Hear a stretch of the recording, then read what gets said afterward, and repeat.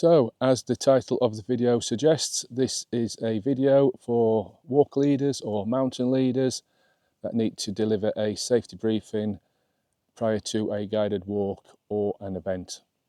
If you are here to learn how to pass your mountain leader assessment or looking for tips on your assessment, then you are in the wrong place. There are plenty of videos out there on YouTube for that. So I've been a mountain leader for quite a few years. And over the past few years I've delivered hundreds of briefings to various groups, everything from Duke of Edinburgh, guided walks, navigation courses, mountain rescue teams, specialist police teams, military teams, and hundreds of safety briefings for when I was guiding with Yorkshire Wildlife Trust. And there are three main reasons why you would need to deliver a formal safety briefing. And the first one is safety and risk management. It tells people what hazards to expect and what to do in an emergency. And the second one is a legal and professional duty. Under health and safety laws, you are required to communicate any risks involved in the event. And you also need to demonstrate to your clients that you've taken all reasonable precautions. And the third reason is confidence in group management. It sets the tone, it reassures your clients, and it gives your clients confidence in you as a leader. If you miss or skip out on the briefing and something goes wrong, you are going to find it hard to show that you've taken all reasonable precautions. So, whether you are legally obliged to deliver a formal safety briefing prior to every single guided walk or event is open for debate. However, as a qualified mountain leader, you have a duty of care to your clients, and you need to demonstrate to your clients that you've taken all reasonable cautions, all reasonable steps to ensure their safety. So if you are self-employed and you are guiding paying clients, then the Health and Safety at Work Act 1974 does apply, and it stipulates that you must take reasonable steps to ensure their safety. And this includes risk assessments, planning, emergency procedures, and communicating these risks to your customers. And the best way of doing that is by way of a formal safety brief. And insurance companies would almost certainly expect you to deliver a formal safety briefing prior to an event. And then when I've checked my own insurance, it says exactly that. And I'll quote, "I must provide all participants with a detailed safety briefing on all the activities being undertaken." And also, if you hadn't briefed your group prior to an event and something was to go wrong, it could be classed as negligence because you haven't highlighted any hazards to your group. Mountain training and other professional organisations expect a safety briefing delivered prior to any event or guided walk as part of your professional practices. So all leaders holding a mountain training leader qualification should be familiar with the national guidelines. And in the guidelines, there's a number of paragraphs that would suggest that you need to deliver a safety brief. And in the national guidelines, there are three paragraphs that stand out for me. And the first one is identify the groups or individual specific needs, taking into account experience, age, ability, and interest. The second one is establish needs and abilities of the participants. And the third one is risks will be minimised if teachers are familiar with members of their group, their strengths, weaknesses, personalities, and previous experience. Well, you're not going to know what previous experience, the strengths and weaknesses, without talking to them first. So that can come out in a safety brief. So practical reasons to deliver a safety briefing prior to an event. It reassures the participants. It reduces the chance of an accident, i.e. people not wandering off on their own. You've not highlighted any slippery surface that they could slip on, and they don't know what to do in an emergency. It helps manage risks, sets expectations, and demonstrates to the group that you've thought about all the hazards involved. It gives you confidence that your group know what to do before you set off, and it also gives them confidence in you as a leader. So, delivering the safety briefing. I always arrive early. Sometimes it could be an hour early prior to meeting your clients, get all my kit sorted. There's nothing worse or doesn't look professional when people are asking you questions or talking to you and you're still getting your kit ready. It also gives you a chance to figure out which way the walk is going, because most navigational errors occur from the car park, and that would be highly embarrassing and it doesn't look professional. I never wear sunglasses when I'm talking to my group. I want them to see my eyes. It helps develop a sense of trust in me, that they can trust me. It's not about looking cool.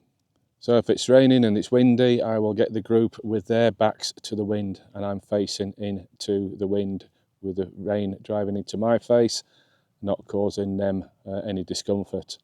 I might have to shout a little bit louder to get my voice across to them, but yeah, it's thinking about your group and that meeting their needs. I will find somewhere safe to deliver the briefing. Corner of a quiet car park. Never on the side of a road or in the middle of a footpath. It's highly embarrassing when you've got to stop your briefing to let a dog walker past and it just doesn't look professional. Also be mindful that younger people have a shorter attention span. So your briefing needs to be short and punchy to get all the key points across. Keep your briefing short, 2 to 3 minutes, 5 at tops, and don't use jargon or abbreviations that people might not be familiar with. If you're freelancing for other people or other companies, try and get a copy of their joining instructions or a copy of the email that's been sent out, so you know what your participants have been briefed on, and you're not going to make a total fool of yourself when you start talking about a different mountain or a different route or timings are all wrong. Yeah, so try and get hold of a copy of the email that's been sent out to the participants. Some of the companies that I've freelanced for in the past require you to get the participants to complete an acknowledgement of risk form prior to the event. And this is basically them signing to say that they've got all the kit that, on the kit list, that they're not under the influence of drugs or alcohol, that they will listen to and respond to any reasonable safety instructions given by the leader, that they are fit and healthy, and that they've disclosed any medical conditions that might affect them during the event to the leader. So yeah, a supply of these forms and a couple of spare pens is always helpful. And always have some sort of a system, some sort of checklist in your head that you've covered all the pertinent points on the safety brief. So there's loads of different briefing formats out there. The military use a situation, mission, execution format. Mountain rescue and emergency services use an II march format. Police firearms teams use an ABC type format. But for the past few years, I've been using a format that I've invented, and I call it idioms. And I've been using it for a few years, and it covers most, if not all, of the pertinent points that are required for a safety brief. Introductions. So I will introduce myself to the group. I will then go around the group and get them to introduce themselves. I will try and remember as many names as possible, and certainly by the end of the walk I will know everybody's name. I will then go around the group and asking if there's any botanists, geologists, bird watchers, etc. And this came to light when I was taking a group up Ben Hope in Scotland. And it was only halfway up the mountain that I found out one of the group was actually a botanist. And the place was covered in wildflowers. So he spoke to the group about the flowers, and that allowed me to just take a step back and concentrate on the group management and the welfare of the group. So yeah, it was a point of reference for me. It was a good point of reference, and I learnt loads as well. So D is for discuss the route, or discuss the day. Basically, I'll be telling them what the plan of the day is, what summits we're going up, what route we're taking, any timings that we need to be mindful of, what our objective is. And anybody that knows me knows that I like a good mnemonic. So on this section, I will tell a story, S-T-O-R-Y. So any S stands for summits, T is for timings, O is for objectives, R is for the route, and then Y is your own kit, or your group kit, and what kit you're carrying that might benefit the group. So I'll tell them that I've got a group shelter, I've got a group first aid kit, I've got some blister stuff, so they know that they can come to me in an emergency. I will never give the full route to the group. I'll show them the full route on the map. During the day, you'll find that your group split into a couple of groups, slow walkers and the fast walkers. The fast walkers may end up getting frustrated waiting for the slow walkers.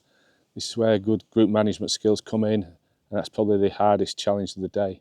So there's always the danger that if you show the group the full route, the fast walkers might get to a point where they get totally frustrated with the slow walkers and they just go off on their own.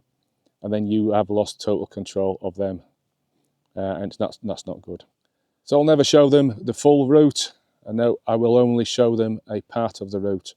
So say, for example, I was taking a group up Scarfell Pike from Seathwaite. I would only show them up to the Mountain Rescue stretcher box at Styhead Tarn, and then I'd be saying something, yeah, we'll check the weather there, and then we'll make a decision which way we're going up. But I wouldn't give them the full route. Yeah, there's always that danger. The fast ones just get fed up, go off on their own, and you've lost control.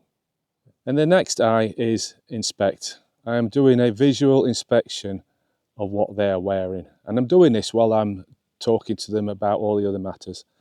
Do they have the right footwear? Does their rucksack look like it's got the kit for the day? Are they appropriately dressed? I did a Yorkshire Three Peaks once with a group, and it was clear that one young lady's rucksack was ridiculously heavy. And it was just by visual. I didn't ask her to empty it all out, but asked her what she got in it. And she told me she got 4 2-litre bottles of water. Well, we didn't need that, so we managed to get rid of 3 2-litre bottles of water, saved her a load of weight in the rucksack. Another one, it was a midnight walk up Snowdon. One of my group turned up, trainers, jeans. He had some sort of light waterproof on and a bum bag around his waist. And it was clear he was off his head on drugs as well. So there's no way he was coming up the mountain with me, and I quickly got rid of him. So yeah, I for an inspection. I'm not asking to empty the rucksacks and do a full kit check. I might ask them to see the waterproofs. At the end of the day, most of them will be adults, and they'll have had a kit list or some joining instructions with a recommended kit list, so it's down to them. And I will have a supply of spare waterproofs, hats, gloves in my van nearby, so if somebody has forgotten the waterproof, it's not the end of the world. I will tell them this, I've got some spare waterproofs, so better safe than sorry. And O is for observations. We'll talk about the weather, and rightly or wrongly, I will ask the group prior to the event, is my job to get you to the top of that mountain, or is it to get you all back safely? Invariably, they all go for the latter. They all say it's to get them back here safely. So when the wind picks up or the weather changes dramatically, it makes my life a little bit easier by turning them around or coming up with an alternative route. For example, I had a group of doctors that was taking up Snowdon for a midnight or for a sunrise, and I'd warned them at the start. I'd asked that question and they all agreed it was better to get them all back safely than to get them up the top of the hill. At the halfway hotel, or the halfway house, I got my wind meter out to take a reading because the wind was picking up. An gust of 42 miles per hour, and it blew 2 of them off their feet. So that was a very easy decision. We turned around and we came back down. And they were happy with that. Meanwhile, one of my colleagues was up the other side on the pig track. He got to the ridge at the top and he was basically on his hands and knees crawling because the wind would have blown him off. Had a dog, and he says the dog was like a kite on the lead, being blown away. So yeah, O is observations, and we'll talk about the weather. M is for medical. So Duke of Edinburgh is fairly easy because you will get a list of their medical conditions prior to the event.